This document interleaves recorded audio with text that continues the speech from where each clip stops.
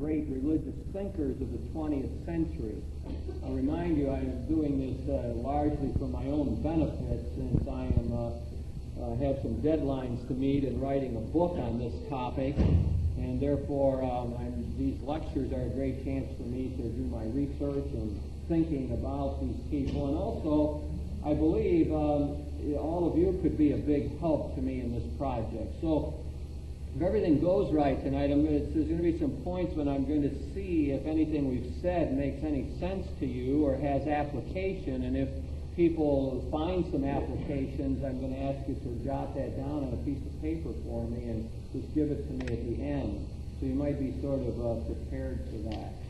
So this is, we're doing a series of 5 lectures on great theologians. We talked last week about Gustavo Gutierrez, the liberation theologian. We had quite a surprisingly large number of people here despite the weather, and we did have the lecture. Talked about Gutierrez and liberation. And talking about Paul Tillich tonight, and next week Yves Congar, great French theologian, a Catholic, who is still alive in his 80s. And then I have forgotten who, Teilhard de Chardin is the next one, and then a lot of people know him as a Catholic theologian, religious visionary. And then finally we're talking about Reinhold Niebuhr, an important Protestant theologian, American.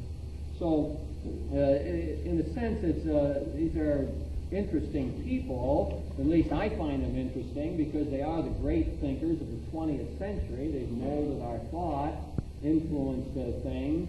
On the other hand, I'm finding it harder in this series to make it all relevant or to speak to people's everyday concerns than I usually do. And that will be an important part of my task, to keep figuring out how to do that. But I'm sensing that I need some help with all of that. In other words, these people are sort of intrinsically fascinating to me, but not everyone is into professional theology. However, everyone is into trying to make sense out of their lives, out of figuring out who we are and where we fit and what we're all about, what our purpose is. And finally, that's what these thinkers are about. However, their language and their categories and their academic training and all kinds of things seem to militate against that. Very often they didn't seem to be interested in that. I might point out Paul Tillich eventually came to the United States and started lecturing. He taught at Union Theological, at Harvard, and at the University of Chicago. And one of the things he noticed was when he gave lectures here, at the end of the lectures, people always wanted to know, well, what does that mean for my life? You know, what's the practical spin-off of that? And he was just really taken aback. He was used to lecturing in Germany, where you get up and do your lecture, and people take their notes and so on, and that's sort of it. But here in the United States, people kept asking him, well, what's the practical payoff of that? I mean, he didn't know what to make of that. So that's really strange, how those people asked that. And then when he went back to lecture in Germany, after the war, he found out that his style had changed, that he had taken on much of the pragmatic character of the American psyche and was much more concrete in his lectures and much more in touch with the real problems. And the listeners in Germany noticed that change. In fact, he said it was the clearest change of all from his coming and living in the United States. Well, I'm going to be talking about Tillich and the theology of culture throughout. And I just thought I'd start with reading something that his wife Hannah wrote about him, just to give you a little feel for this man. His friends all called him Paulus. Now I was seeing Paulus, the man with the golden mouth, who looked like a carving by a famous artist in his earlier years. He had a body like a Gothic statue, lean from the hungry years of World War I. His face was finely carved with a well-shaped mouth over animal-like teeth. He was the desperate child of the century who dared to give word to dreams of disaster and hope, carrying on an ecstatic yes in spite of his philosophy of the demonic, of kairos, the opportune time. He preached the agony of death and war instead of heroism. He knew about compassion and dared to ask for social justice. He called on ecstasy as the tremulous instigator of sacred action. He dared open the doors of the deep to the monsters of his convulsed wishes and unfulfilled desires. By boldly naming them and showing their faces, he coined a new philosophical and theological language, courageously pushed the image of God beyond the concept of heaven. By dematerializing and depersonalizing him, he threw the weight of sin and grace back upon the human soul. He said yes to his own being.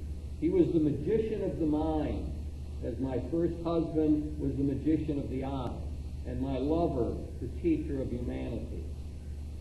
Well, she goes on to say what a very marvelous growth and development occurred in her own life as a result of her relationship with Paulus. We'll say a lot more about that relationship as we go along.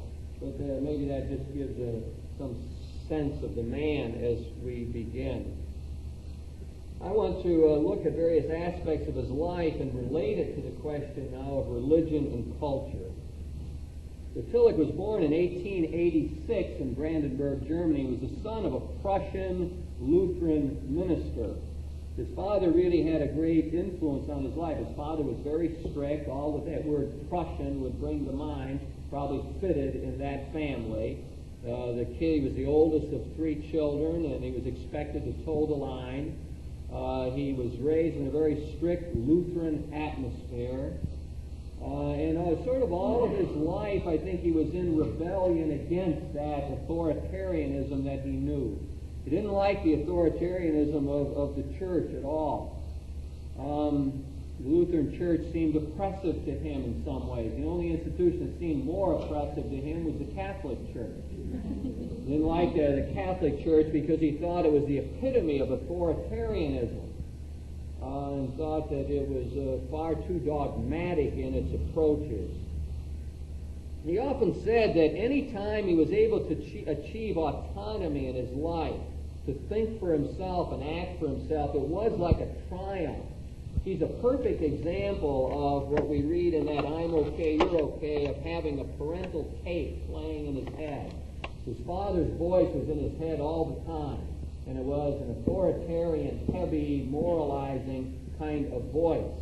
And he always approached individual decision-making with sort of a trepidation of going against that parental tape that was playing in his head. He sort of vied with his father for the affections of his mother. And as someone has said, he was unique in this, that he won the Oedipal battle. That is, that he won his mother's affection sort of over his father. And his mother died when he was about 16 or 17 years old, and that really was a devastating event in Paul Tillich's life, the loss of his mother, especially after all of the energy expended to win her affection. So he was left with his sort of authoritarian father. At the age of 14, the family moved to Berlin. He went on and got his doctorate in philosophy from the University of Berlin by the age of 25. He was ordained a Lutheran minister in 1912 at the age of 26. Then he went and served in the army as a chaplain for a while. I'll say more about that. Taught philosophy and theology in various German universities from 1919 to 1933. And then when Hitler came to power, he had to leave Germany. Say more about that too. Came to the United States. And that's where he, from 33 to 55, he taught at Union Theological in New York. And then he went to Harvard from 55 to 62. Then to the University of Chicago from 62 to 65. And in 1965, while he was out on the West Coast, he died at the age of 79. He's buried in New Harmony in Indiana. His ashes are interred there.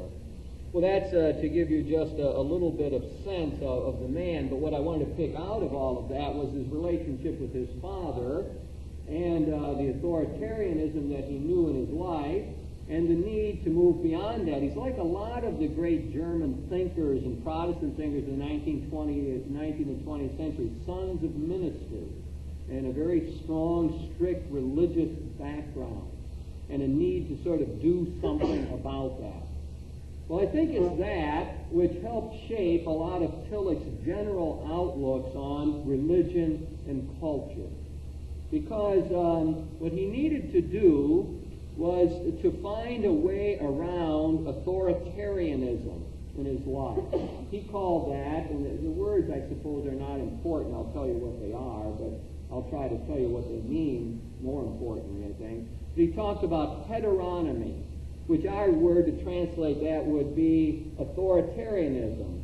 We meant heteros and nomos. Nomos means law, and then to put a word in front of it means a law outside of ourselves. So that what he grew up with, in other words, was a father who was telling him what to do, and he needed to rebel against that. And that became sort of his general attitude towards cultural development. So that fundamentally, therefore, he would see the movement of, in modern times, the Enlightenment movement, where culture sort of moved out from underneath the umbrella of the church as being a fundamentally positive move. Put in one way, I mean, he would not necessarily want to have Lutheran volleyball. You know, you have volleyball. I mean, you don't necessarily have Lutheran volleyball. He liked it, that politics, that fundamentally, and economics and so on, and all of the various realms of culture, art, came out from underneath the umbrella of the church, out from under that authoritarianism of the church, and gained its own autonomy. So the swing, therefore, is from heteronomy, authoritarianism, to autonomy. That is, what that word means is that you become your own law, your own norm for how to live life. And so he thought that was a necessary move in life, just like he had to fight all the time to turn off that parental tape in his head and think for himself and act for himself. Therefore, he thought that cultures needed as well to achieve their own autonomy vis-a-vis the church, so that the Enlightenment, therefore, the modern movements, had a certain integrity about them, a certain fundamental goodness. However, he had a strong feeling that you couldn't stop there, because autonomy would just get you in trouble, so that when he just did whatever he felt like it, he ended up with a lot of guilt feelings in his life, as we'll see later on. Just to be autonomous uprooted you. I mean, he didn't have any real norms anymore, no constraints on one's decision making. And so it was that in his mind, cultures that became autonomous ended up in trouble, ended up being somehow thin or one-dimensional. They no longer brought in religion in a proper way. And therefore, what he thought we needed as individuals and as cultures was what he called theonomy. That means theos, you see the word there, so that God is the norm. And what he wanted us to do was to get to a point where our autonomy was rooted in belief in God. That a culture would somehow find a way to take the substance of religion, the meanings found in religion, and to embody that. The culture would eventually open up into the area that he called the new being, or we would call the kingdom of God. Tillich's always got these new phrases, and I'll try to explain what they mean or link them up for us. So, those three words are crucial to understanding Paul Tillich. Heteronomy, which he doesn't like, authoritarianism. Autonomy, which is a step forward, but not a final place to be. And theonomy, or an autonomy rooted in religious faith, is where we want to get both as individuals and as a culture. Now, what he was convinced of was that as the church went about trying to relate religion to the culture, that the church had to be criticized itself. Tillich was a critic. In other words, he was always walking around saying no to things, as his wife Hannah said. He was always saying no to the demonic tendencies, no to the Satanism that was at work in the culture. He was a negative critiquer. That's what he saw as the job of the Protestant principle, as he called it. Protestant principle was to criticize, to show where things were going astray and were not in accord with the will of God and what we find in the Scriptures. The other thing that was clear to him out of his fundamental theology was that there were not to be two distinct realms, a religious realm and a cultural realm, but that those two things went together. And so people begin to recognize his famous statements that religion is really the depth dimension of all of reality. A lot of what Tillich stood for has come into the modern thought. I mean, a lot of this is not startling to people at all. It's become part of the way we think. So that religion for Tillich was not one region or realm of life, like you go to Mass on Sunday and then you go out and play golf or go to work, and that's different. But religion for him was the depth dimension of all of reality. Religion was for him ultimate concern, that which grasps you totally in all that you do in life, that makes an unconditional claim on your conscience. So there's not two realms, a religious realm and a cultural realm, but one world that has to be fitted together in some way. And that brings us to Tillich's most famous statement of this relationship, and which guides everything else I'm going to say in a way. And that is, in summary form, it is that religion is the substance of culture. Religion is the substance of culture, and culture is the form of religion. Or to say that in a longer form, religion is the meaning-giving substance of culture, and culture is the totality of all the forms, art and music and painting and language and science and philosophy. It's the totality of all those forms in which the fundamental concern of religion is expressed and manifested. So that's the famous statement of Tillich, that religion is the substance of culture. Culture is the form of this ultimate concern, or religion, that really is part of all of our minds and hearts. Now, when he began to look at the modern culture and to see what it looks like, and remember he died in 1965, and he did a lot of his important writing in the United States from, a lot of it after the war, say, up until he died. So you're in the middle 40s, you got a 20-year period in there. So much of his cultural analysis that makes sense to us goes back to that time. The article I'm drawing on here, especially he wrote in 1956. So you got to jump back there a ways to see something about the way he saw our society at that time. He saw it as an industrialized society, as very much of a technocracy, that is, a society in which technical reason had taken over. This is a very negative critique by Tillich. In other words, we have lost the sense of God, of the depth dimension. Technology is sort of everything. God is out of the picture. We're not able to discuss the great realities of death and sin and anxiety. No good language for that. We have lost the sense of the tragic. Tragedy is not well dealt with in the American psyche.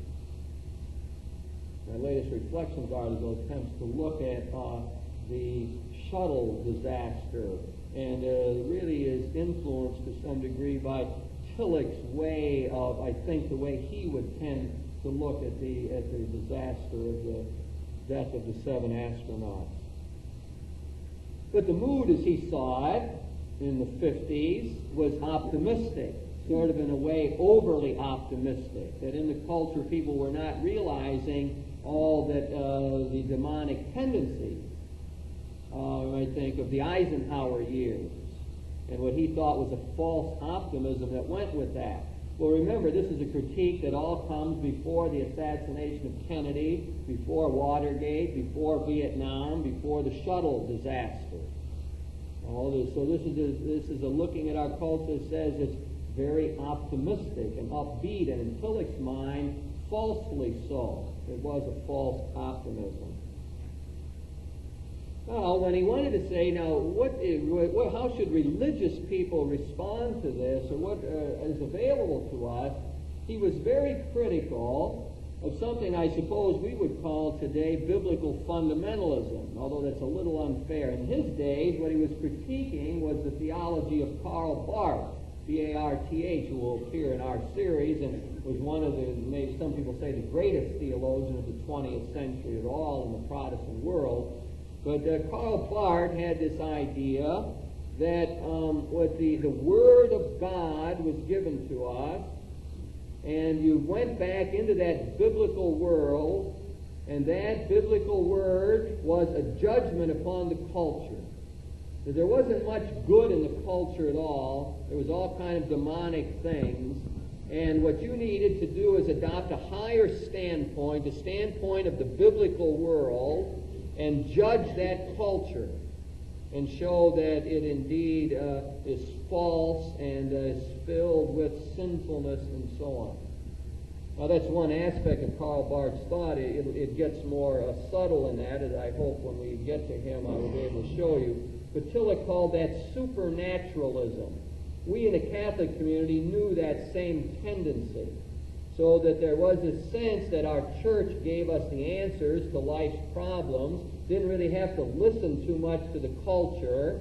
Preachers who got up didn't have to be in touch with the current trends at all. I mean, you weren't supposed to fool around with existentialism or Freudian thought or Marxist thought and so on. Didn't have any need for that, or for rock music or any of the other expressions in the culture. You just get up, in a sense, and preach the truth that the church says.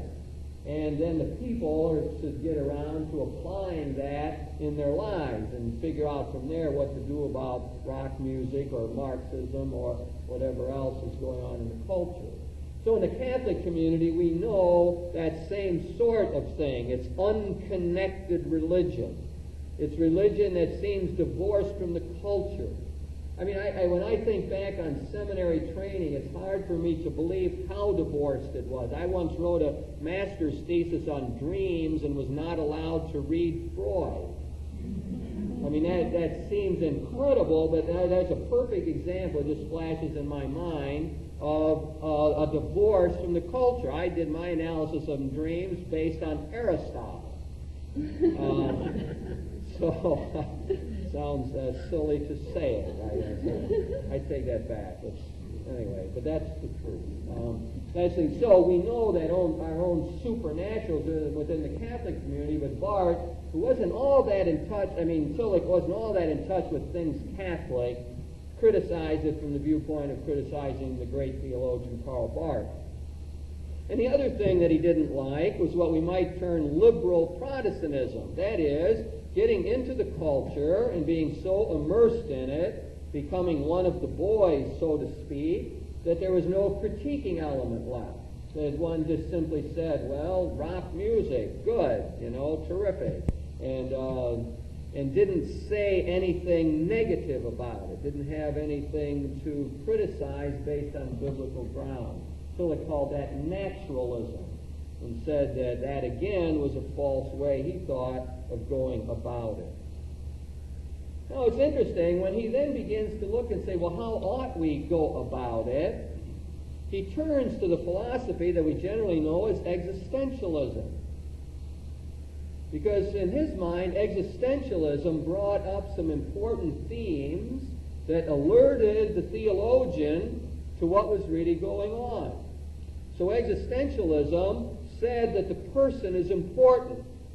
You link that in your mind with the whole stream of thought in the 19th century. Kierkegaard and Nietzsche, and then in the 20th century, names that people might know more, John Paul Sartre and Albert Camus, Martin Heidegger, and so on. Those are the existentialist thinkers generally. Well, anyway, Tillich was into all that. In fact, Tillich was into most everything. I mean, as an encyclopedic mind, there was almost no cultural trend or thing going on that he didn't know and enter into dialogue with. Right up to the end of his life, he began a dialogue with the world religions in the 60s, investigating things like Buddhism and Hinduism and so on. So he's a remarkable example of an open-minded person. But where was I? Yes, existentialism. And he read that, and what he got out of that was the existentialists were good because they reminded us of the person. Persons are not to be just cogs in the machine. Remember, what he didn't like was the industrialized world, in a sense, that the human beings were just nothing. They were ciphers, cogs in the machine, and capitalism would just use them and didn't respect their dignity and so on. So Tillich says existentialism, which we usually think of as an atheistic philosophy, begins to remind us, no, the person's important. People are developing themselves. People are making themselves to be what they will be forever. That took him back to the notion of freedom. People are free. And Tillich, in his dominant thinking, was interested in will and love. The man was a dynamo. Well, again, we'll talk more about that later on. But he was a seething cauldron, in a sense, of drives and passions. And he's in the class of theologians that emphasize the will more than the intellect. You know, in Catholic thought, we often say that all theologians are either followers of Augustine, who was very personal and passionate and centered on the will and talked a lot about love, or followers of Thomas Aquinas, who was much more detached and cool and rational and intellectual and creates a nice, neat system. Well, out of all of between those two choices, Tillich, by his own admission, is clearly a follower of Augustine, with the passion and the will and the love and the personalism. Said that Paul Tillich's theology is all very autobiographical, that his own passions come out in what he had to write. So he picks up this notion of the importance of the person, creativity, love, freedom, and so on. And the other thing that he thought the existentialists reminded us of, that was important, was to get in touch with the contradictions of the society. Don't have this naive optimism of the Eisenhower years. Everything's beautiful and nice and pretty and neat. You know, the existentials remind us that underneath that pretty surface, there were all kinds of problems, contradictions. There was angst in people's hearts. There were demonic tendencies in the world. Technology was taking over. We were in danger of hurting ourselves. Existentialism wanted us to know those things, the experience of nothingness, experience of finiteness, all that stuff that Sartre used to say about we're condemned to be free, and life is heavy, and it's a burden, and the being in touch with reality makes us nauseous. Well, Tillich thought that he took all those people very seriously, because he said what they're doing is cutting through this sweet, saccharine, pretty approach to Christianity and reminding us that it's got a bite and that it needs to be in touch with this heavy side of life. Now, when he goes on with his analysis, after he looks at existentialism, he begins to talk about the importance of language, because language is an important element in culture. He was very in touch with the fact that language shapes who we are, and that in turn our own actions and the way the culture goes begins to determine the language changes. He understood that, especially in coming from Germany to the United States. He had to learn a whole new language. He didn't know English when he came here. He had to go out and lecture. And it was tough. Students used to make fun of him when he first lectured at Union Theological because his English was so poor. And he said when he learned a new language, he began to think in a different way. He thought more pragmatically. And he thought in a much more simplified fashion. His thinking seemed to come together and get ordered more because the English language didn't let him go off into so many abstractions as the German language did. So he had a great sense of this. And what he reminded us was that there isn't any special religious language. That when religious language, when we use words like salvation, grace, redemption, if we just keep repeating those, people won't know what they mean. We can get up in the pulpit and give a beautiful sermon about salvation and redemption, but if people don't have any sense of how that connects in with their experience, then it doesn't make any difference. So Tillich was great on creating a new language. He tried to find words, as borrowed often from existentialism and so on, that would say what he wanted to say. So example, that he talked about sin as estrangement. Favorite word of his. There's certain things we're supposed to be familiar with and close with, like God and in harmony with our neighbor. Sin means we are estranged from that. Cut off from God, cut off from neighbor who we're supposed to be close to. That's an example of the way he would try to create a language that would make sense to people today. So, for him, there wasn't to be any special religious language in that sense, unconnected with reality. We had to reinterpret, and we had to keep finding fresh ways of preaching the gospel. Now, he asked himself, what should the church be doing with culture? Well, how should the church be responding to this cultural situation that we're in? First thing he says, we ought to be trying to give real answers to the existential questions that people are facing. So we shouldn't be giving answers to questions that no one has. So first, the church has got to listen, has to know what is in the minds and hearts of people. Someone wants to get up in the pulpit, they ought to have served the people first, ought to have been with people who are suffering or dying or hurting or trying to straighten out their marriages or deal with their relationships, should be in tune with that, so that the preaching, whatever is said, is a response to those real-life situations. That takes us to a crucial element in his thought, which we call the method of correlation. If anybody knows anything about Tillich, that's probably the one thing they are aware of. That is the method of correlation. That is, that the culture, as he said it, in summary form, the culture provides the questions. Psychoanalysis, existentialism, everyday life produces questions. What does this mean? What's it all about? Where do I fit? Religion, Christianity, provides the answer.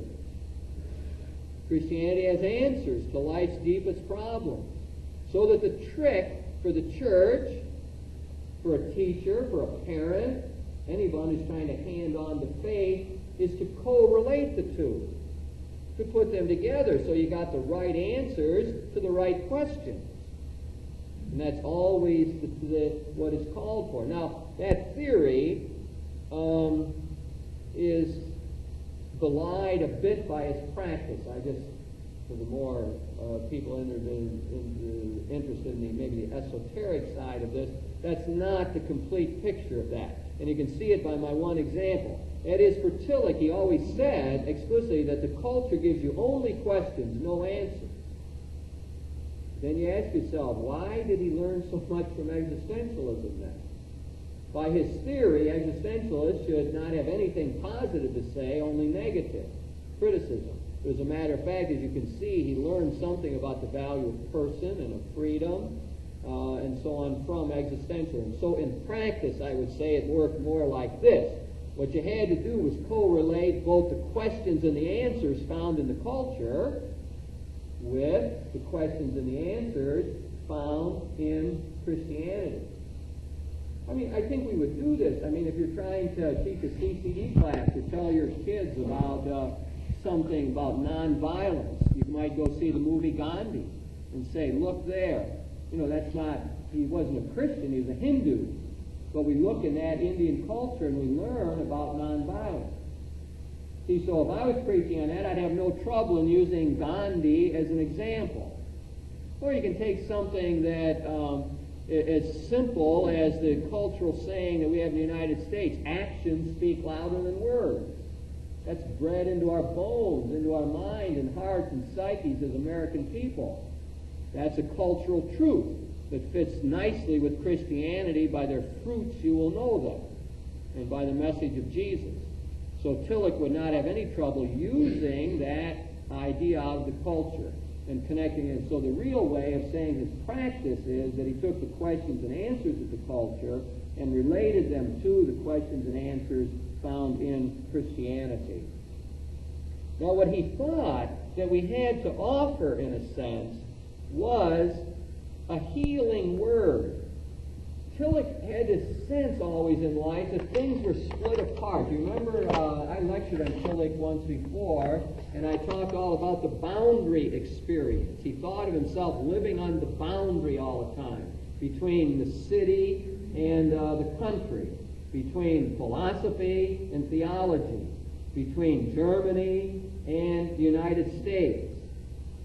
All the time he felt tugs and pulls. He was never at ease. Rollo May said about him, he was like a man on a bicycle. The only way he could stay up is to keep moving. Had to keep pedaling in life. Otherwise he would fall apart. He was always in danger of disintegrating and of coming undone. So the only way he could keep going is keep pedaling, which isn't bad advice, I suppose, in life generally. Keep pedaling.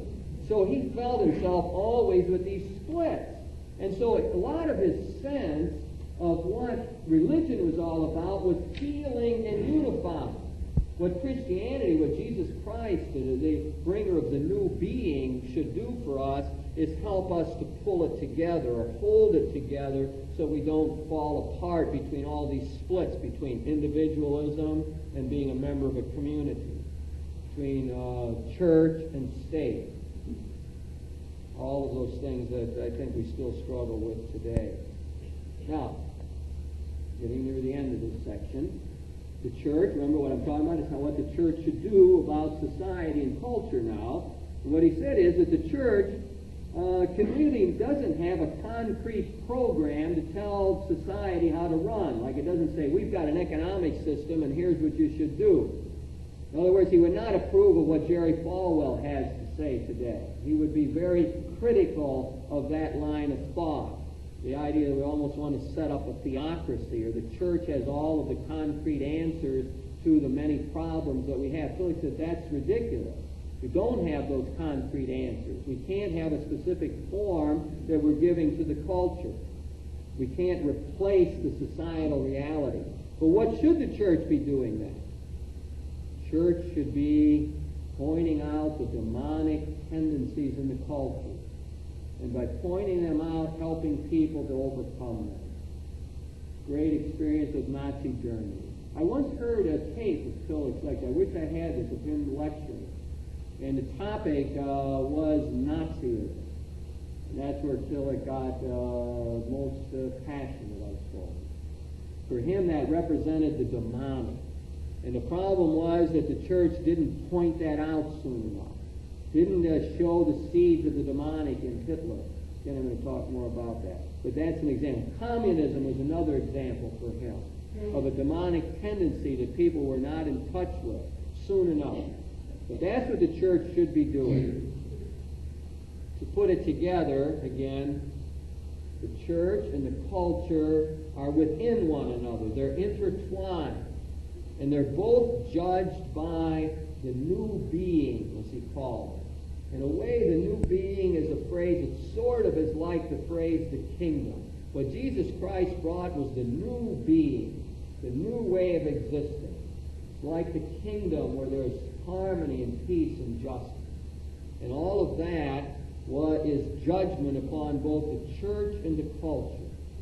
It's not like the church has got all the answers. The church is under the judgment of the new being as well. If it wants to talk about justice, as our bishop said, any institution that wants to talk about justice has to look inside first and see if it itself is practicing justice. Okay, that's point 1 out of 8 here. We'll be here till midnight at this rate. Well, for newcomers, don't worry, we'll stop at 11 or so. Anyway, what I'd like you to do at this point is to turn to the person next to you and just try to say if there's anything that you found in that that's helpful. Talk about what was said. And if during that time a good idea comes to you about, wow, that means something for my life, or the way I look at the culture, then I'd like you to write it down, and before you leave, you could give me that. That would be very helpful to me to know if any of this means anything to anybody. Let's take a minute or two to do that.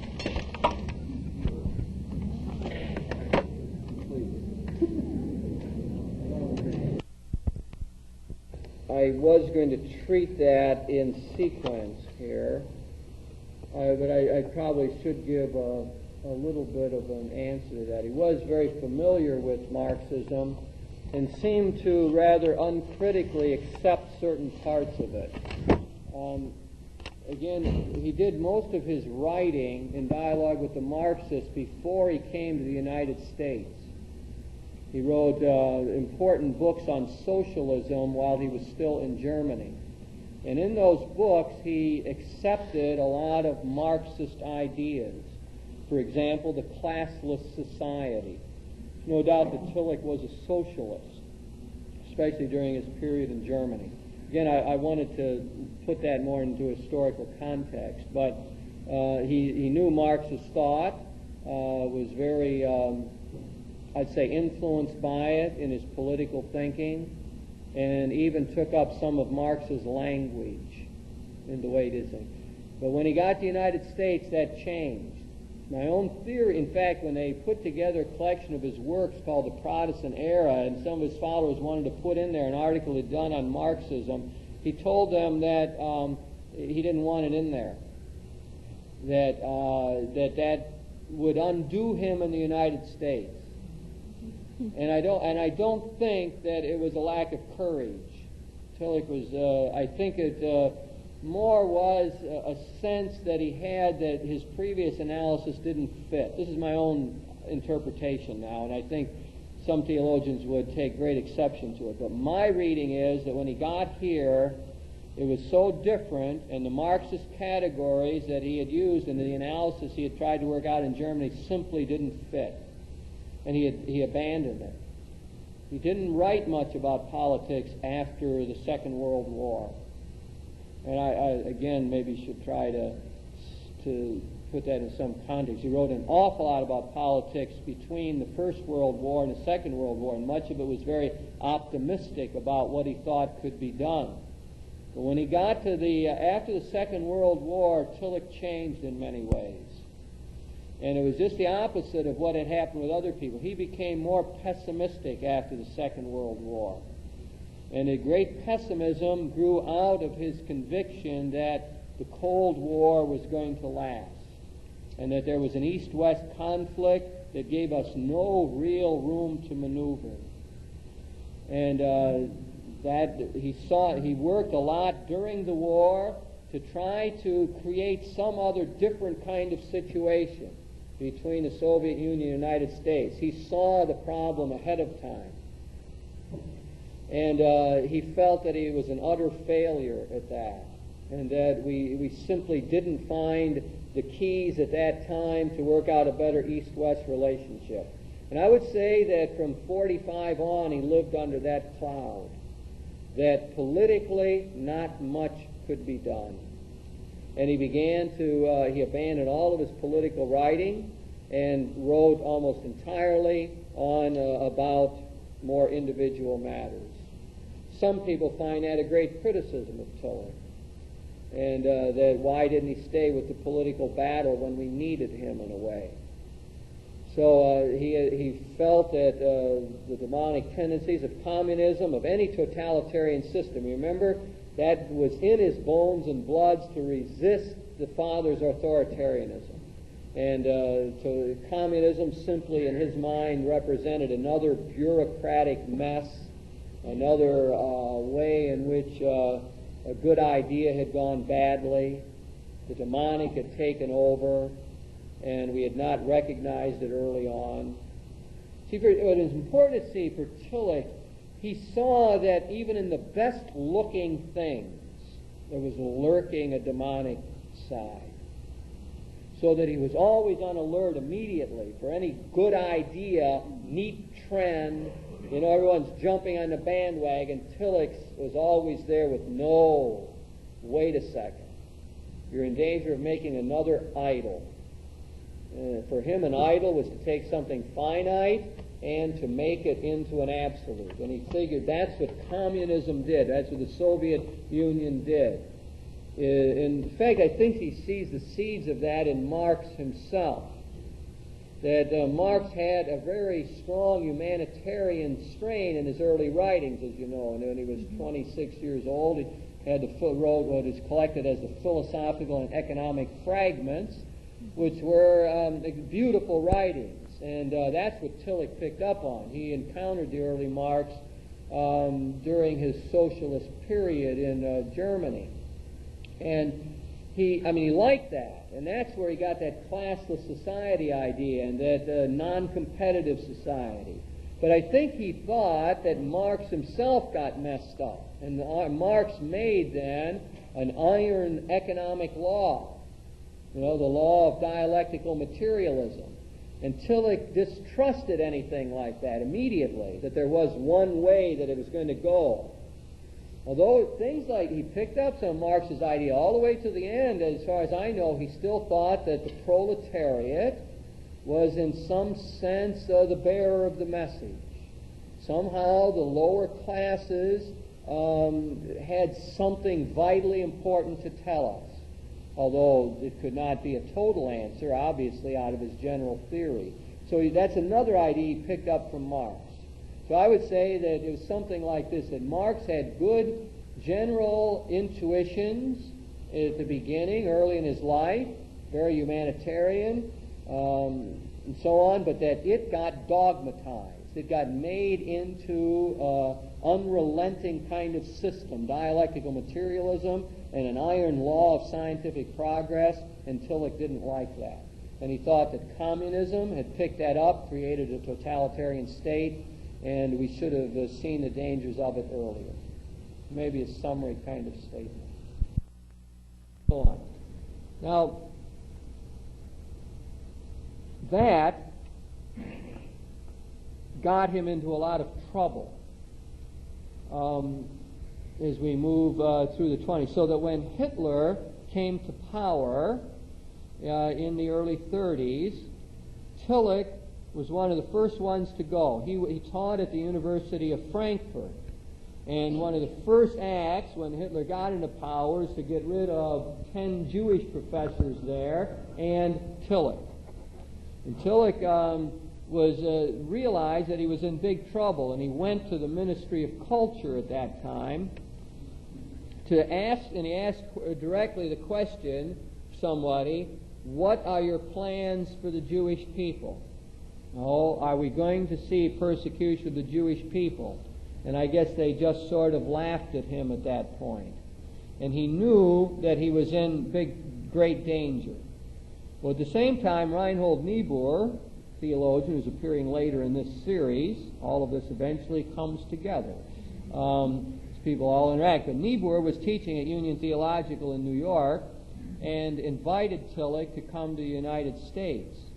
Well, Tillich really was in physical danger at this time. And I don't remember, I think when he went to the Ministry of Culture, the story's a little vague in my mind, but that he had his wife have the tickets ready to leave the country if the answers came back as he feared they would. That indeed there was in the offing a persecution of the Jews, and if people like him were going to be denied their posts and so on. So that maybe gives a little flavor. So then he did flee Germany and worried about his life. Came to the United States and only returned there after the war, and that's when he began. That was in 1933, I think it was. I probably could check that if I need to. 33, yeah, when he came to the United States. It's the same year that his book, The Socialist Decision, was published. In fact, it was in the warehouses. He often felt that he had just been denied his moment in history. In other words, he had published this to show how other groups could get together, disparate groups, in order to head off Hitler. But that book was in the warehouses and never got distributed. The Nazis were able to block it. And so Tillich's great effort, in a sense, to fend off Hitler was thwarted. I guess he was critical of a lot of other theologians at the time for not getting involved politically, for being aloof from the struggle. Then when he came to the United States, he started to modify some of those socialist views. And after the Second World War, as I said, he wrote very little politically. One of the questions really is there anything of lasting value in what Tillich did in his political writings? I would tell you the truth. I mean, they're some of the hardest writings for me to understand. They again have this dialectical character. On the one hand, he thinks that there are traditional ideas in the culture that need to be preserved. He had a strong traditionalist sense about him. On the other hand, he felt the need to always be critiquing the Protestant principle, as he called it, that had to be critiquing what was going on. I think that he was good in the sense of negatively saying that any system is in danger of becoming an absolute. And that's an enduring quality. He hated nationalism. I think of all the isms in the world, he probably hated that more than anything else. And that's something that certainly we could hear in the United States today yet. So there's something I would pick out of his political writings that would be of value. When it comes down to what he was suggesting, socialism really becomes in his mind a moral vision. Whereas if you read Tillich to say, now how would you set up a socialistic system? How would you move from capitalism to a system where the state would own the means of production and we would create a more just society? You're not going to find it. Just as you almost never find it in theologians or in the history of the church. It seems as though the church and theologians have never known concretely what to do about or had a real clear plan of how we could organize ourselves politically and economically to help better the society. So Tillich, when he writes about socialism, you got this impression that he's writing a moral treatise, that he's indulging in some utopianism of this beautiful world, the way it would run, but not much concrete about how you're going to go about it. Beyond that, I'm really not able to say. I don't see much that can be retrieved in that area that's going to help us beyond what I said. Be alert to the demonic in all the isms. Well, maybe there is something else that I would say, that he thought that when you ended up in a chaotic kind of situation like we have now, that there was always the danger of an autocrat taking over. You might look at the Philippines now and say, how will Marcos respond? Well, Marcos, if my reading of it is, he's not going to step down or share power. He's going to become more authoritarian. That would be my guess, anyway. He's going to take a stronger stand. The troops are now moving closer to where the dissident general is. And before long, he's just not going to stand for that. And Tillich felt that in a democratic society, when things break down, when chaos takes over, that you've got to be especially careful then of protecting people's liberties, their rights, and not falling into an autocratic approach. And be careful of the dictator, the person who's going to come and say, well, we got to take away some of these rights and freedoms in order to hold it all together.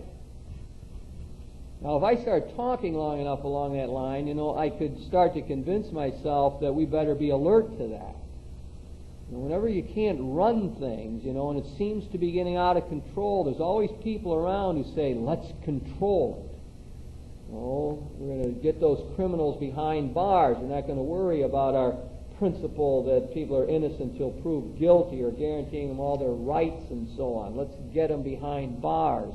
In other words, you could start to feel in the culture the authoritarianism come out when it seems hard to control. I suppose the terrorism is going to be the real test, in the sense of a democratic country, and whether we can continue to maintain our freedoms even in the face of terrorism. Well, I'm doing something that Tillich would like, in a sense. Tillich never founded a school of thought. Tillich, there isn't a Tillichian school like there would be some other famous schools following theologians. What he really gave us was a method and an inspiration. And that's what he would like to happen in our minds. Go back to his writings and say, well, they don't really apply today. He wrote about socialism back in Germany between the two wars, and, that doesn't fit us anymore. But just what I'm doing now, sort of thinking out loud, I can feel his thought sort of welling up in a way and saying something that just could be very important to us as we face the problems of terrorism and inability to control crime and all of those things. Are we in danger of losing freedom in that? Now, that's a pretty long answer to a simple question. Next, let's take a break at this point, just so I'll stop. I'll take up another aspect of this religion and culture question, thinking of Paul Tillich as a theologian of culture, interested in what was going on. Here, part of the story goes back to his involvement in the war. I remind you that he was ordained a Lutheran pastor in 1912, and then within a couple years he was into the army as a chaplain. So he served in the German army as a chaplain from 1914 to 1918. And really was involved in a lot of horrible things, saw all kind of destruction and killing, buried many people, and it really got to him. And I would say that we could say he had some sort of breakdown as a result of that, although he kept serving throughout his 4-year stint. And it was after the war then he really felt the need for healing, and to get his head together again. And it's very interesting how he decided to do that. Because what he did was start visiting the art museums all around Europe. And he educated himself about art. And he used that as sort of an art therapy. It was his way of getting in touch again with the way he saw it, with the finer things of life, of counterbalancing all of this destruction and so on that he had seen in the war.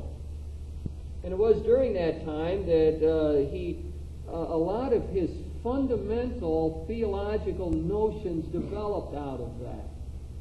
I think he said that he came to understand Catholic theology by looking at the medieval cathedrals.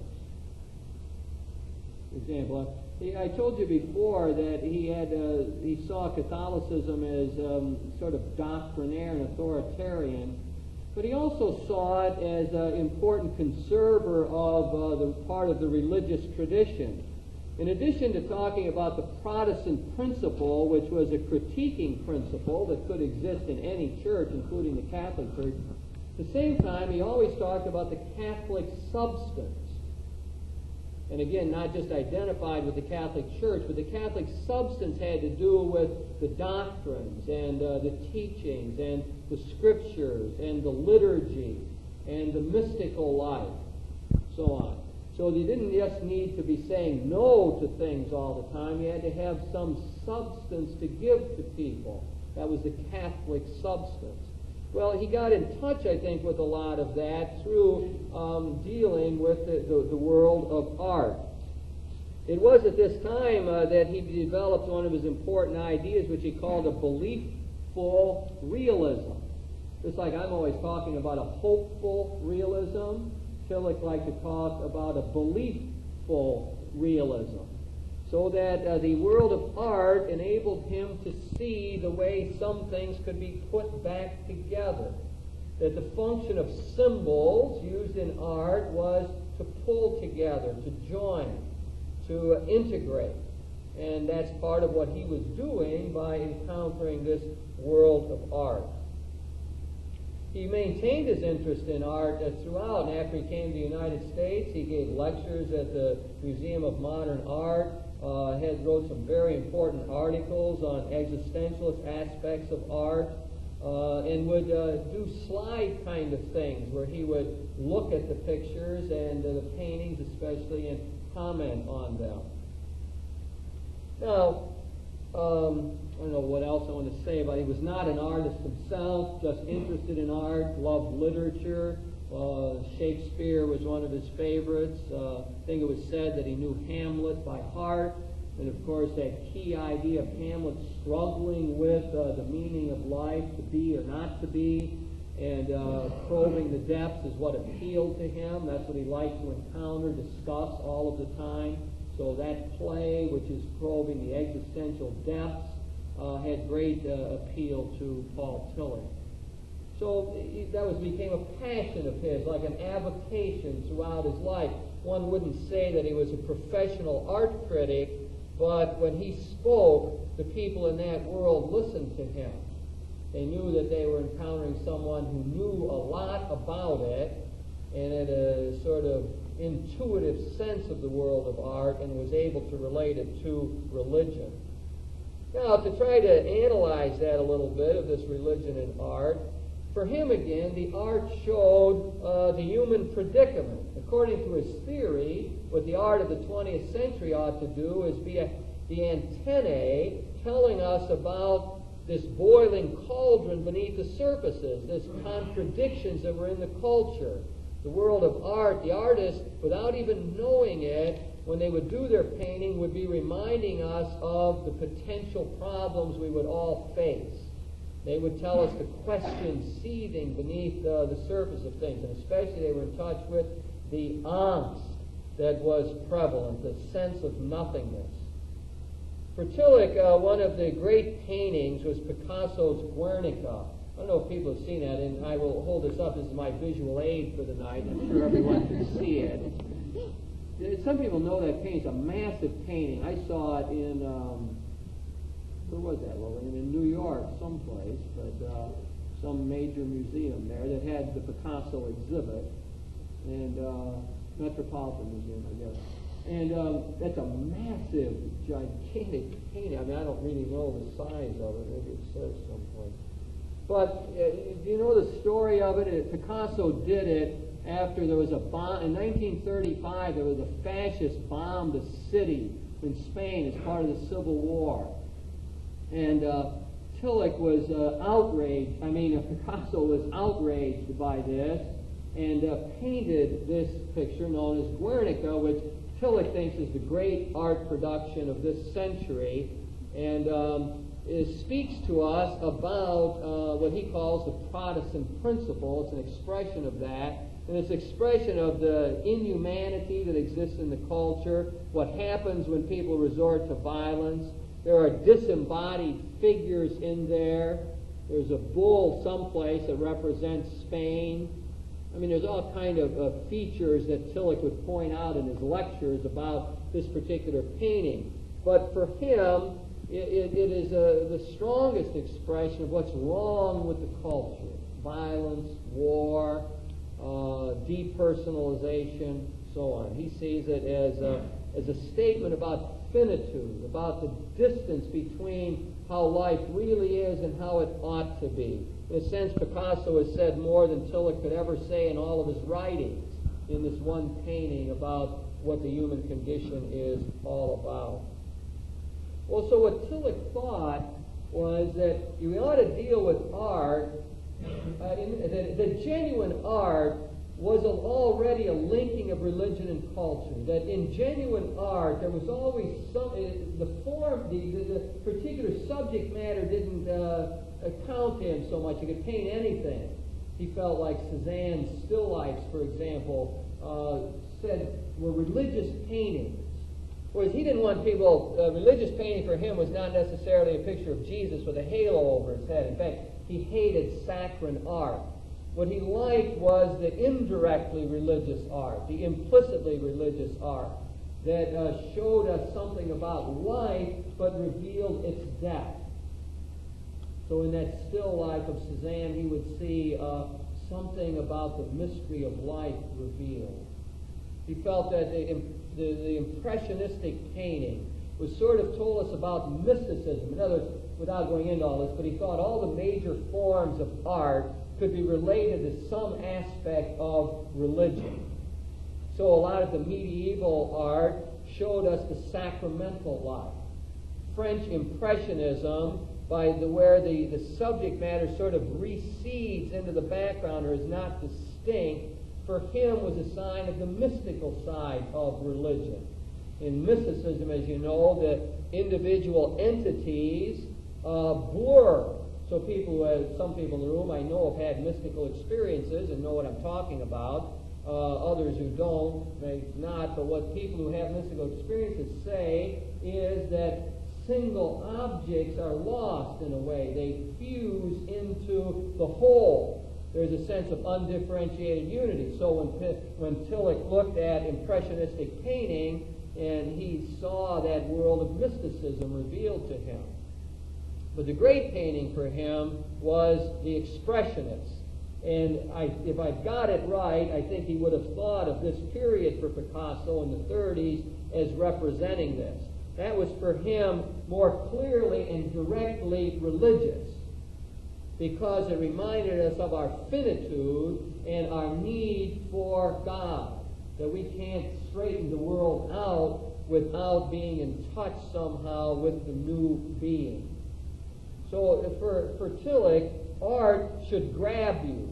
Genuine religious art will raise up in us an ultimate concern and will put us in touch with the questions of meaning and purpose.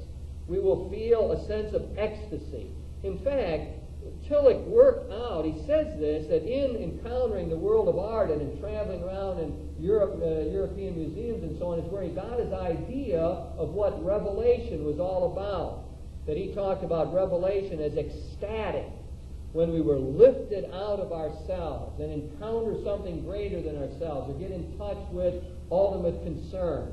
That's what he thought revelation was.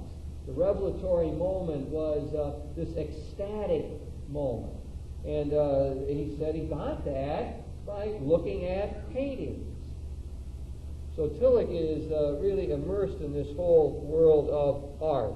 Well, again, I'm not sure what we want to end up saying about that. I'm hopeful somebody will write on their piece of paper what that means, And so when I write this book, I'm not just writing all this weird stuff, but that someone hands me and says, now here's what you should keep in mind about art and what it means to us. But why don't you take a stab at it? Let's just take a minute or two to say something about religion and art and bounce off of what Tillich has had to say. Just making sure one of Tillich's comments, and I'm sure everyone can see this too. It's Van Gogh's Starry Night. Some people know that. If you've sat in my office, it's there. This is Tillich's comment. It's got the cathedral down here, and then the night is all up here, and there's yellow colors in there. I remember hearing commentary once somebody thought that Van Gogh had some sort of disease that made you see yellow. But anyway, sort of dark forest here. Tillich says, Van Gogh's Starry Night has the character of going below the surface. It is a description of the creative powers of nature. It goes into the depths of reality, where the forms are dynamically created. I could take a stab there at trying to tell you what that means. It gets a little sticky, but Tillich thinks that in the depths of reality, that there's some dynamic qualities going on already. That the whole of reality has life forces, and that there's sort of an interaction and an interplay at the very center of things. We would know it from the interaction in the center of our own hearts, the tendency to do good or to do evil, or the thirst for more knowledge in the sense that we can't have it. But Tillich went beyond that and to say that in the world itself, in nature as a whole, there are these dynamically interacting forces that are creating what we have here. So that's why he says this painting reveals to us the depths of reality where the forms are dynamically created. Those depths in which the tension of the forces creates nature. So I know a lot of people who do know this painting, The Starry Night. So he's telling us that it's not just looking at nature on the surface, but it's suggesting to us the depths behind it. And it's suggesting not a static depth, but a dynamism, a drive in nature. Maybe you could pick up some of this with Teilhard de Chardin's notion of the life force, love being the great energy that makes the world go forward. Energy God put in it at the beginning. So, does anybody want to ask about that or comment or tell me what all that means? He died in 1965, and as I suggested, he became much more open to other religions as he went along. And I cannot say that I know a direct article that he wrote in response to the Second Vatican Council, which began in 1962, right? I mean, he could well have done that. I can't put my finger on that, but that doesn't mean it doesn't exist. He wrote voluminously, as you might know. So I'm hard-pressed to say something direct, except my general sense is that he grew in his appreciation and understood better what was going on. There's no doubt in my mind that he would approve or the general direction of the council. For example, the pastoral constitution that says that the church must read the signs of the times and be responsive to that culture. Now, there's absolutely no doubt in my mind that Tillich would see that as a great step forward for the Catholic community. But I can't give you a quote where he said that. On the other hand, a lot of Tillich's thought was in the air, and he had made a difference. My own mentor, Karl Rahner, knew Tillich's thought, and Rahner's a great influence on the council. I would say this, that many of the themes that the council came up with and directions it went into really reflect Tillich's thought. But very few people are saying that there is a direct influence. If you look for the direct influences on the Second Vatican Council, you look to Rahner and to Bernard Herring and people like that, and Teilhard de Chardin. Tillich's influence, the flow that way would be far more indirect. But what you do have is a great influence on a lot of Catholic theologians today. There's a new volume out just this year, The Thought of Paul Tillich, edited by a number of Protestant theologians. But it has articles in here by Catholics, including our best theologian today, David Tracy, among others. Thomas O'Meara has written Tillich and the Catholic Substance, and so on. So there really is, I would say, a renewed interest in Tillich's thought, and he continues to influence the Catholic Church very much. This was published in 1985. Well, there is a flow. However, it would be interesting, I mean, if anyone knows of an article he wrote on the Second Vatican Council, I'd love to see it. If anybody, it's great to have a group of researchers like this here, but if anybody knows, I would be happy to hear about it. I suspect, yeah, Paul? Did he ever become a citizen of the United States? I believe he did, but I don't recall the details of that. Yeah, I'm going to get to that now. Take up some of that. Although a lot of that story has somehow not fresh in my mind at the moment, but I'll take up some of it at least. There really isn't. There's parts of that maybe as I talk it will come back to me. But let me take up the next section of this, which at least lead us into part of this. And that is Tillich's relationship to Freudian thought, another important element here. I already mentioned one thing, that Tillich is one of the few who won the Oedipal complex battle, which is always the battle of the son with the father for the affections of the mother. And Tillich, was very close to his mother, and his mother died when he was about 16, and that was a great loss for him. And he reminds me very much of Thomas Merton on this. That is, spending the rest of his life searching for the feminine, for the right woman in his life.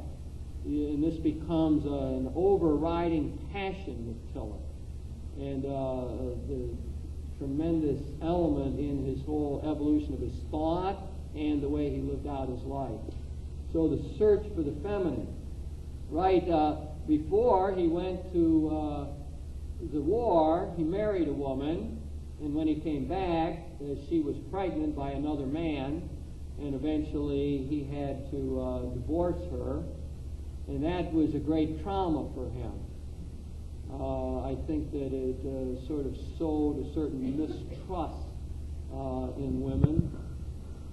Tillich, I don't know the date of this. That's why some of this seems to be escaping my memory. But he eventually then married again Hannah Tillich, who wrote that book that I told you about before, From Time to Time, and which a friend of mine, John Cooper, tried very hard to keep her from writing because it does reveal a great deal about Tillich that a lot of people never wanted known.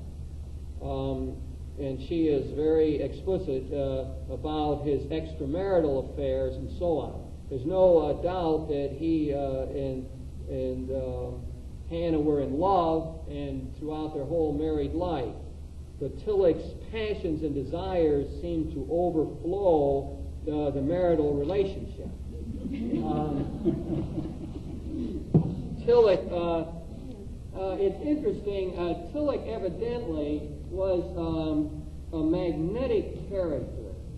People who met him were just enthralled. There was a way, they said his eyes would just penetrate, that one felt more alive in his presence. I mean, we're not dealing with an ordinary man here. I mean, Tillich, when he would get up and lecture, he would be afraid to lecture. He'd have great fears. But when he would get up, the energy flow between him and the audience, or if he was preaching, between him and the congregation, I guess, was just fantastic. That he just fed on their energy.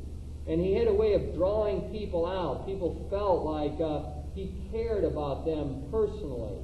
People felt singled out by him just by a gaze as he would be lecturing, and his eyes would meet people, and they would feel as though they were being addressed personally by him. So he was magnetic and just exuded power and charm. One of his important students, as people know, was Rollo May, the psychotherapist. Rollo May wrote his dissertation on anxiety at Union Theological under Tillich. And May tells a story of how he invited Tillich over to his house, and came over, and May was married at that time, and I could use the vernacular or some other kinds of language, but Tillich sort of made a pass at his wife when he was there. And his wife reported to Rollo that really Paul Tillich, and he was up in years then, was the sexiest man she had ever dealt with. And evidently that was sort of the common reaction of women to Tillich. He really had a tremendous magnetism. And this he kept with him all the way up into his later years. And he did take advantage of that magnetism, as Hannah tells us in the book. He really did interact with a lot of different women in his life. It revealed to him a lot of the depths of his own problems. He was not altogether sexually. There were demonic forces inside of him that he really had a great deal of trouble controlling. There were unconscious kinds of drives and urges that I don't think he ever did understand. There was a lot of aggressive tendency in his sexuality. And he understood sexuality, in terms of sort of an interplay between what he would think of as genuine love and this more aggressive side. I think it was even true to say that Tillich had a sadistic side to his sexuality. So what this suggests to us, and again, Paul, I get back to Tillich had children, I think, but I'm just blocking entirely. Maybe someone will help me, but I can't. I'm just not remembering anything about them. I have in the back of my mind a remembrance of troubles he had with a son, but I'm really not sure about it. It's just not coming to me. But anyway, what I think that this all did for Tillich was open up that world of Freudian psychoanalysis. He read a lot in that field and had a real personal interest in it as a way of understanding himself. He had no doubts about the fundamental truth of the Freudian insight that we have an instinctual side, the id. Tillich understood the id, the unconscious drives, very well. I think he had some sense of Freud's claim that we were almost totally sexual creatures, and that a whole lot of what goes on with us can be explained in those terms. He had an interest in uncovering the unconscious drives and understanding them better, but I don't think he really ever succeeded in doing that for himself. But he also was able to criticize the Freudian position. He has articles where he tries to show that Freud's critique of religion, for example, as wish fulfillment, as illusion, cannot be taken too seriously. If you remember that Freud said that, picked up Feuerbach's idea from earlier in the 19th century and said that fundamentally religion was an illusion. That is, it was a wish fulfillment. We needed God. We needed a supreme being to justify ourselves or our existence or to help us keep going throughout our day or week, and that therefore we project that out of our need and create this world of the divine. Now, Tillich, again, always a dialectical approach to what was in the culture. Tillich wasn't one who would say, don't write your thesis on dream, use Freud in your dream research. I mean, he's saying, no, you've got to read them and get into touch with them, and what you're going to find is a no and a yes. That is, you're going to be able to say yes to some things, but you also have to say a harsh and strong no. Now, he would say yes to the idea that our notion of God is influenced by our personality, our character, by our unconscious, by things we're not really in touch with. But there's no doubt a bit of projection in the whole business. And Tillich wanted to take that critique and apply it across the board and said that we all have to be careful to criticize our own images of God. We've got to make sure that our image doesn't become an absolute. Got to make sure we recognize that our image is one of many. So Tillich, therefore, liked to talk about the God above God. The God that we really couldn't talk much about or have images of, that was beyond all images. It relates very much to what I'm always talking about out of the Rahnerian tradition, that God is inexhaustible, is the gracious mystery, is beyond all images and words. Tillich's idea of that was a transtheism, a notion of God that went above all of our images. But what he thought was crucial for all believers was to be willing to critique our own image. And that's something I'm sure we could get out of Tillich for today. That he really must be careful not to make an idol out of our particular way of thinking about God or seeing God, and therefore making something finite into an absolute. But the yes to Freud was that Freud well understood that.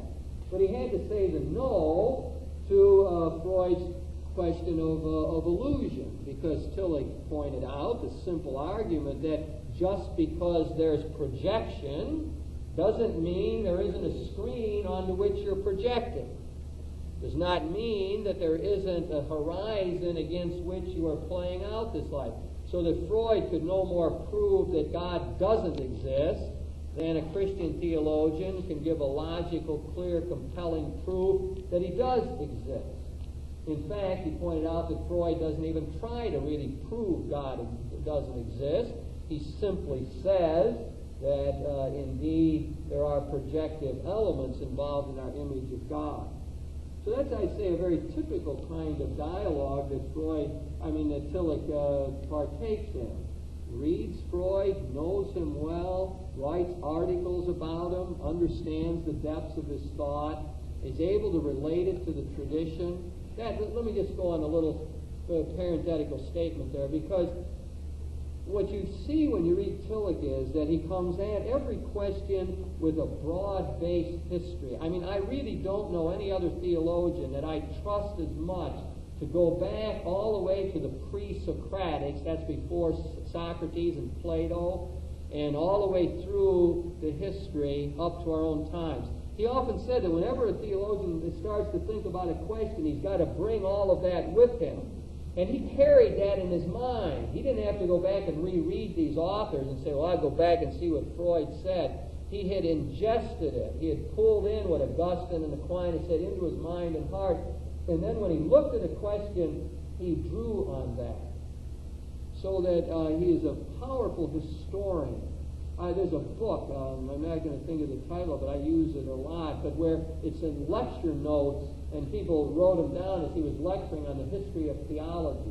And it's just marvelous. You could read some of these authors all year and not know really what the essence of their thought is. When you read him, and you'd be able to see, aha, that's what they were all about. So Tillich is a great historical theologian as well, as good as anybody that I've ever encountered. So when he talks about Freud, he understands all of the background to that and gives him perspective to deal with it. So what are we saying with this? His encounter with his own life is he knew his passion. He understood the dynamism. He was, as I said, he fit Freud's image. Remember, Freud said that the id is like a boiling cauldron inside of us, just sort of waiting to get out. And if you didn't have civilization, and if you didn't have restraints and paternal tapes running in your head, there's no telling what you might do. If you just in other words, in a Freudian system, there's no answer finally except to keep the lid on it. And that's what civilization does. Because if you ever let yourself go, then you would do all kind of weird, bizarre, and destructive things. Well, Tillich knew himself that way. If there was ever a man in which had seething passions, it was this man.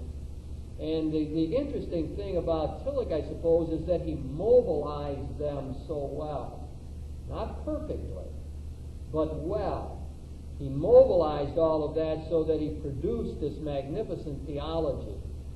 A friend of mine told me about, he wrote his great work, as you know, is a systematic theology, 3 volumes.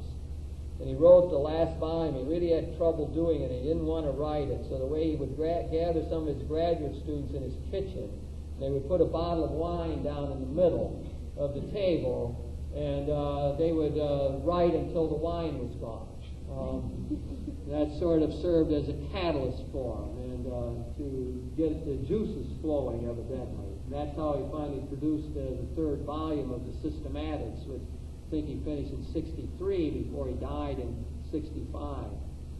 So there's a man of passion, of earthiness, of the boiling cauldron, but as I see it at least, was able to keep pedaling the bicycle. Rollo May was right. He was always in danger of falling apart. He had terrible angst, anxiety. Periods of depression. He always felt lonely. Loneliness just stayed with him all of his life. And so much of his sexual encounters were an attempt to sort of overcome that loneliness. But it really didn't work for him. And so someone has said that Tillich's theology will make sense really only to people who know the struggle of life, who know the boiling cauldron, who know angst, and feel the competing forces inside. Some people have said that he really just foisted that off on the whole culture.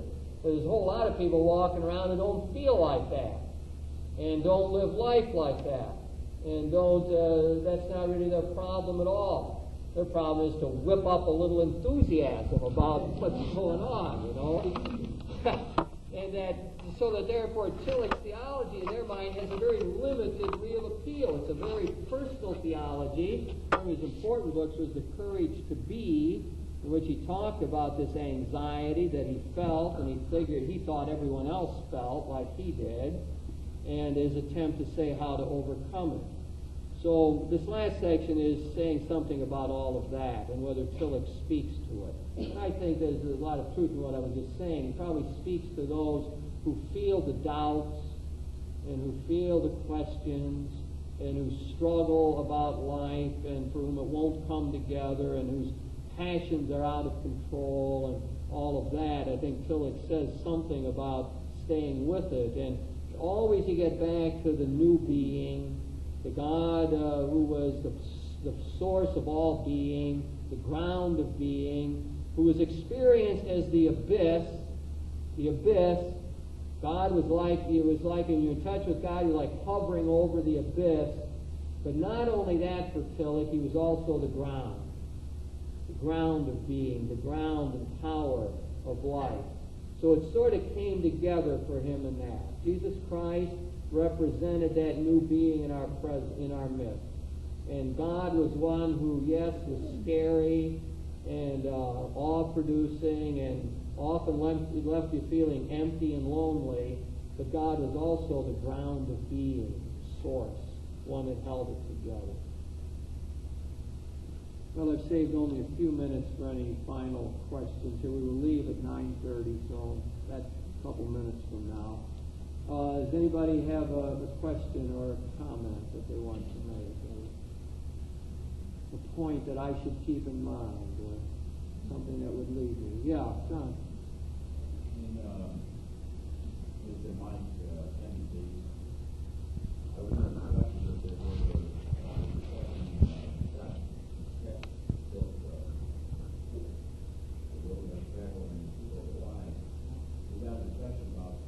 ego and sin, and it seems that we got hung up on the definition of evil and sin, whether there's a distinction between the two, and everybody do seem threatened by the word evil, that we were raised in the culture, Catholic culture, where evil is not sin. Well, that's a very good question. I'm going to try to do a thumbnail sketch of it quickly. But first of all, to affirm, the cultural fact, it really, in any group you're going to be in, people do not want to talk about sin or evil, really. I mean, especially people, Catholic enlightened people who have struggled through all that, finally got themselves freed from the last guilt feeling, and now feel liberated and don't want to hear about it. So we got a whole lot of Catholic people running around like that, and I think we need to respect that. What Tillich said, in essence, is this, that the world is flawed. He made a distinction between essence and existence. The world essentially should be one way. We should live in harmony and our hearts should be at peace and so on. But the existential situation is that there's estrangement. And that's just the way it is. Now, our word for that is original sin. That is, that estrangement is built into the world. Alienation is part of it.